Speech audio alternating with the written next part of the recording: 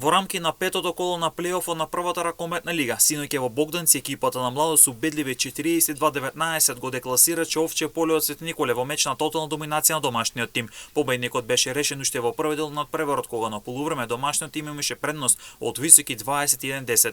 Ѓорѓи Атанасов имаше 15 гола за домашниот тим, а го следеше Симон Мирчевски со 7 гола. За тимот од Свети Николе прво име беше Стојан Чиристов со 4 гола.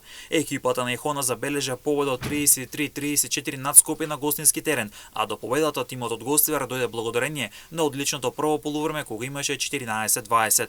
Дарко Рангелов даде 12 гола за Скопје, пак Адис Алиу посеа неверојатни 17 гола за Ехона.